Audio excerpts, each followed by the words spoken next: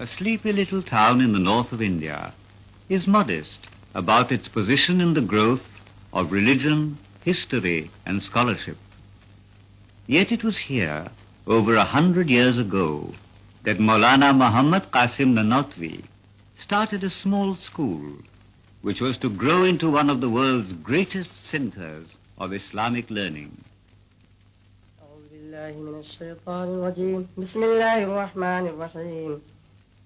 It is the year 1866. Under a pomegranate tree in Chatta Masjid, a small mosque in Deoband, Mullah Mahmud gives his first lesson to a solitary boy.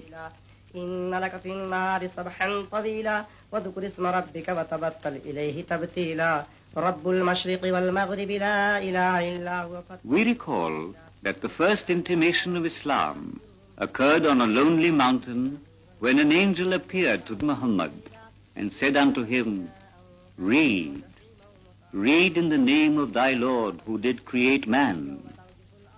Read, for thy Lord is most generous, who has taught man the use of the pen, has taught man what he did not know." It is in the spirit of this injunction that this small mosque ultimately became Darul Uloom. These courtyards have echoed to the words of many men of profound wisdom and scholarship. Among them, Maulana Rashid Ahmad Gangohi, Maulana Mahmud Hassan, Maulana Ashraf Ali Thanvi, Maulana Habibur Rahman Usmani, Maulana Hussain Ahmad Madani. These are but a few of the names which are associated with Darul Uloom becoming an international university often referred to as the Al-Azhar of the East. Thousands of students from India and abroad come here to study a major epoch in the history of the human mind. Comprehensive and deep study of ancient texts is essential, for they contain eternal truths expressed for the first time in human language. The university today has 33 departments concerned with every aspect of Islam, from the artistry of calligraphy to jurisprudence, from morality to the sociology of a dynamic and living religion which believes in the brotherhood of man. Since attaining university status, over 20,000 scholars have graduated from Darul Uloom. Of these, more than 5,000 have come from far-flung countries in Europe, Africa, and Asia. A unique feature of Darul Uloom is that learning and living are entirely free of cost to every scholar.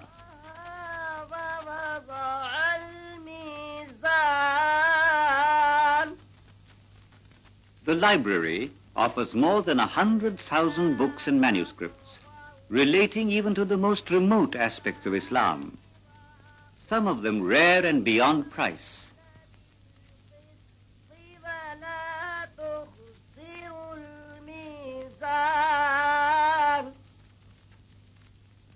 Having traveled along the road of Islam for many centuries, we come at last to the Deoband of today, a small town which has become the focus of the Islamic world, for Darul Uloom is celebrating its centenary.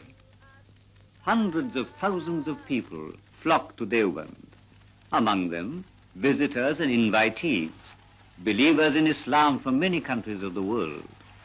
After the Friday namaz, the formal celebrations begin with recitations from the Holy Quran.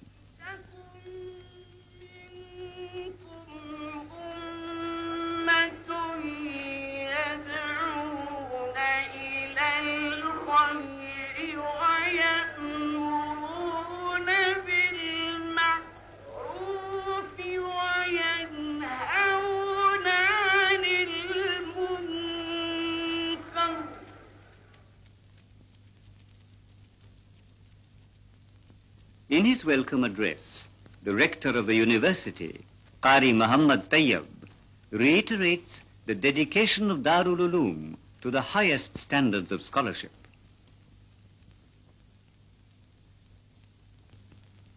Among the foreign delegates, the representative of the Syrian Arab Republic says, "When we came to دیوبند and saw the university, met its people and those working for it, as well as students, we were thrilled to see this great renaissance of Islamic scholarship and attainment of knowledge." كنا في مزيد من السرور والإعجاب بهذه النهضة العلمية الإسلامية، ولما حضرنا الاحتفال بمرور 100 سنة على بناء الجامعة وعملها فرأينا جهودا عظيمة جبارة في إعداد هذا الاحتفال. The representative of Jordan expresses his great joy at attending the centenary celebrations. The guest from Abu Dhabi says that the very look of this august assembly has made him happy. It is heartening to see such a large number of people gathered for their love of Islam. He prays to God that the Muslims of India may have strength in their faith. في العقيدة الإسلامية وحبا في لقاء الوفود الإسلامية المشاركة في الاحتفال، فحيا الله إخواننا المسلمين في الهند وحيا الله عقيدتهم وزادهم ثباتا على ثبات. A scholar from Jerusalem salutes the teachers and the people of India. وحيي شعب الهند وحيي المسلمين علماء وأفرادا عاديين. The representative of Iraq expresses his admiration for the scholars and intellectuals of Darul-Uloom and is proud of this great Islamic institution. وما أثمرت من تخريج علماء ومفكرين ومحدثين مما يوجب التقدير والإعجاب والفخر والاعتزاز. The representative of Kuwait.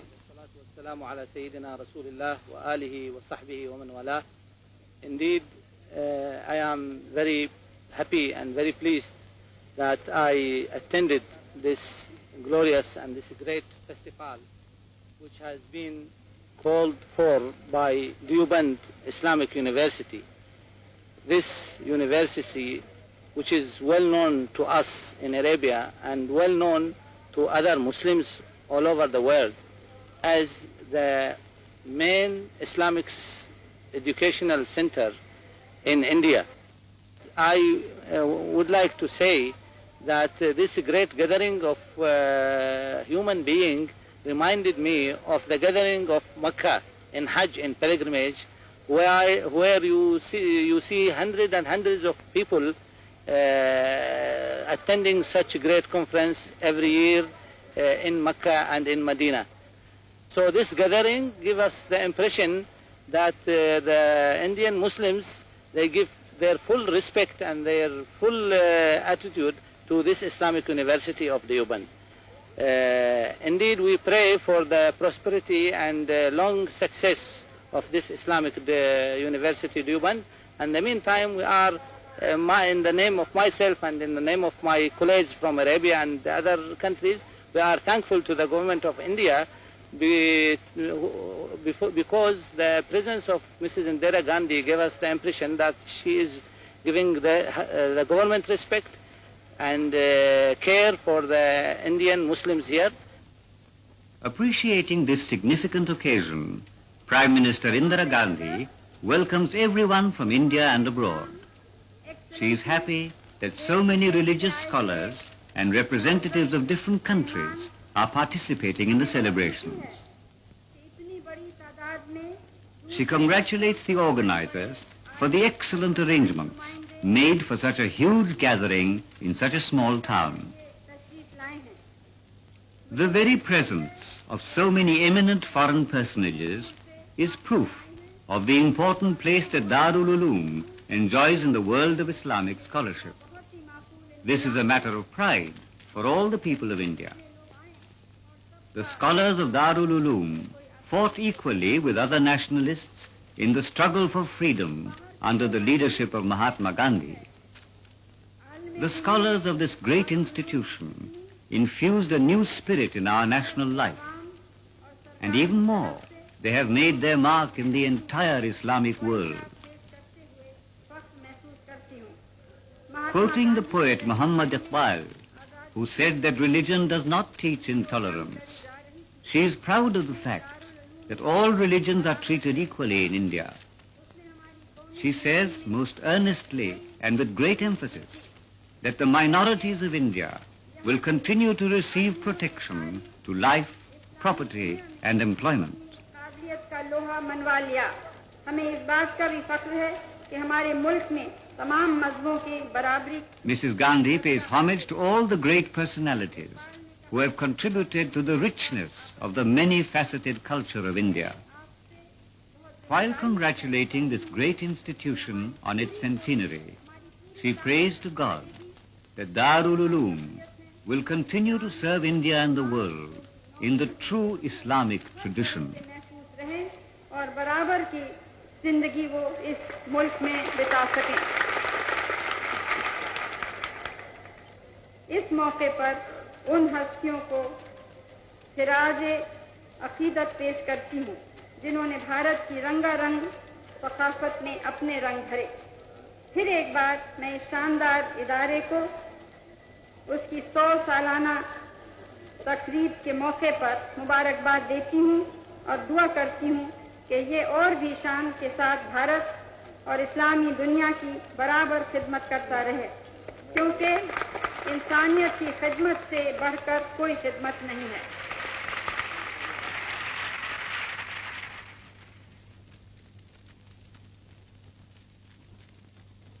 ربنا آتنا في الدنيا حسنة وفي الآخرة حسنة وقنا. It is said in the Holy Quran, God is the light of the heavens and the earth. Both the east and the west are of God. And wherever ye turn, there is God's face. Verily God comprehends and has knowledge of everything. أولياء الله لا خوف عليهم ولا هم يحزنون الذين آمنوا وكانوا يتقون. سبحان ربك رب العزة عما يصفون وسلام على المرسلين والحمد لله رب العالمين برحمتك يا أرحم الراحمين.